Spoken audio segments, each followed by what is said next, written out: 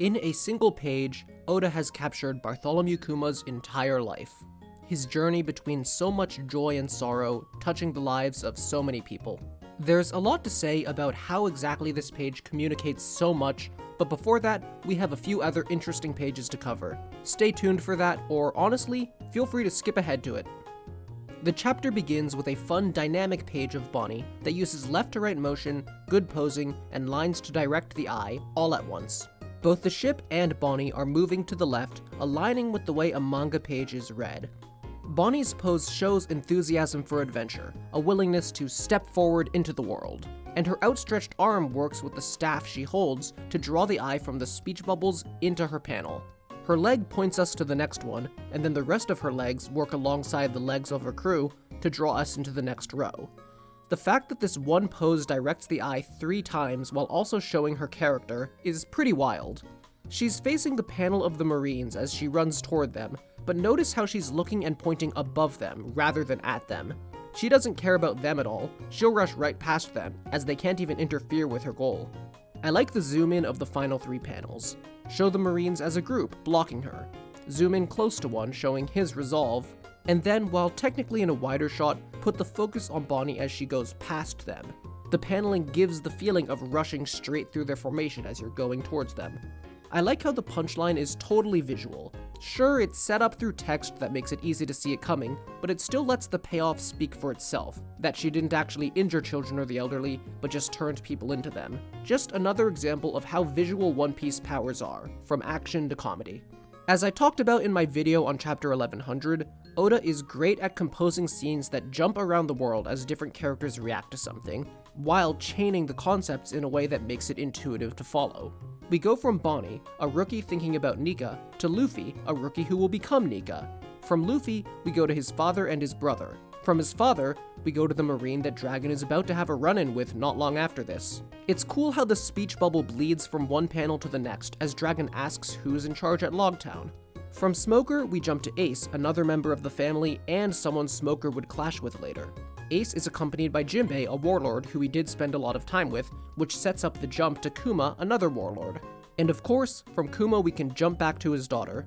It would be easy to draw this sequence in a random order, and it would work fine, but Oda goes the extra mile. And of course, if you follow each character's eyes, they are pointing us towards the next place our eyes should go. It's kind of insane that Oda took basic character design traits that Bonney had 700 chapters ago and actually saw them as something to explain. Like, it's not just how she looks. One foreshadowed her disease and the other her age. Isn't that nuts that these tiny details were actually part of something all along? The way Oda wields visual elements of the story is like nothing I have ever seen. I think the way Oda redraws past scenes in this chapter is really interesting. He compactifies them and just covers the key points, reminding us of what we've seen but skipping the in-between and the build-up.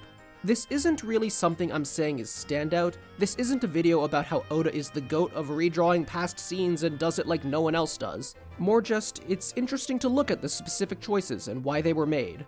When the Straw Hats refused to hand Luffy over, Zoro and Sanji were originally drawn separate from the rest, but here they're mixed in. The original conveyed their special level of strength and had a fuller composition alongside Lola's group by splitting them up like this. But here, we are more concerned with showing the crew as one cohesive unit, not to mention saving us the trouble of unnecessary panels.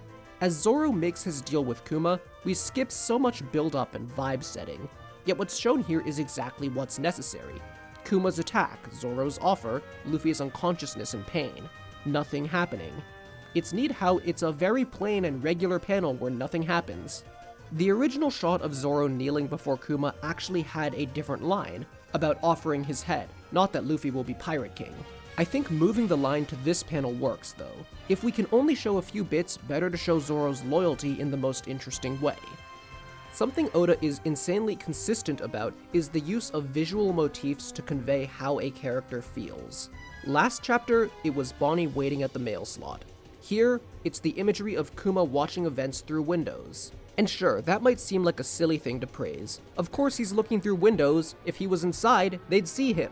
And that's true, but the concept still perfectly aligns with how Kuma has become an observer of others' journeys, unable to directly interfere. It's not that this window thing in particular is top-notch symbolism, so much as the fact that Oda does this so consistently. We get another scene remake, but this one actually uses, as far as I can tell, totally new panels and composition. I'm like 90% sure this is new.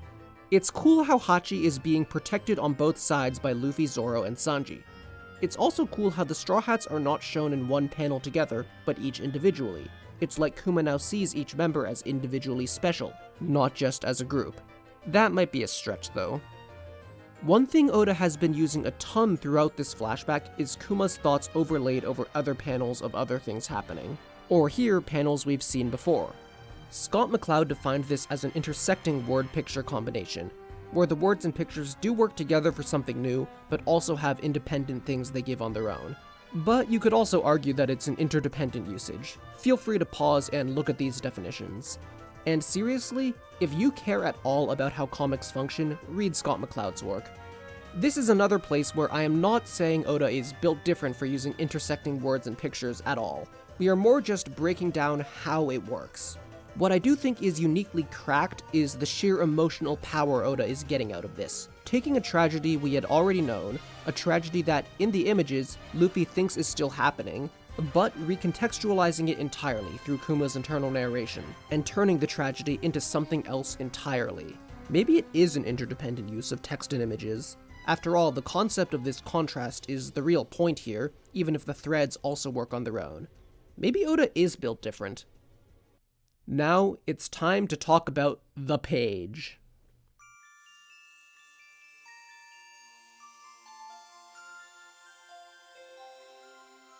The progression of Kuma running, slowly getting older, is so raw and impactful that I don't even have anything more to say about it. You know why it's cool. You can see it. Kuma takes similar shapes to Nika, representing how he brought joy to so many. Literally everyone here is smiling, and none of it is ingenuine. We know each one of them smiled this way for him. We saw it ourselves. But he was also never able to stop running. There was always something he had to work on, some way he had to torture himself for the sake of others. But there's more to it than that. Throughout the page, Kuma is between people, just as he was always surrounded by people who love him. And look at the direction he's running in, each time. Kuma first runs from his parents to Ivankov, just as he had to leave them behind but found friendship. He runs from Ginny to the revolutionaries as he left that simple life for purpose. He runs from Ginny, who he lost, to his daughter, who he refused to lose. It embodies all the stages of his life. Yet near the end, he's no longer between people.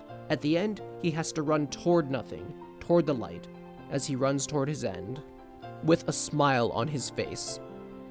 When people talk about the greatest manga pages of all time, they usually talk about huge splash pages, wide shots that show a single incredible event, and those are great. Most of my favorite manga pages are those too. But I think we should appreciate pages that aren't just one image, but use their panel-to-panel structure to do incredible things. By only focusing on double pages as the great pages, we ignore a huge field of different ways that manga can do things using great paneling. Brightness has constantly been shining into Kuma's life. Look at the motif of sunbeams coming through the church windows. Now he is the light, even as Vegapunk is shadowed in sorrow. Even as he dies, we see the light he's shown on everyone around him. This wasn't a normal flashback for One Piece, for many reasons. But one of those is that it was directly experienced by Bonney in the story, not just told to the characters or told to us as readers. As we return to her, the power of Kuma's narration over the art is even stronger than before. His narration was in the past, yet it was also the final thing he said. But we see this text not as he said it, but over Bonney as she processes it. The confluence of all of this just... nothing does it like One Piece. Like, subscribe, comment, all of that. You know the drill. Like the video if you like me talking about paneling, comment if you want to talk about paneling, subscribe if you want more of me talking about paneling. Follow me on Twitter unless you don't like using that site anymore for any of the very valid reasons. I hope that those of you who celebrate it have a very Merry Christmas. For those of us who don't, let's enjoy some Chinese food or do whatever we like to do. See ya!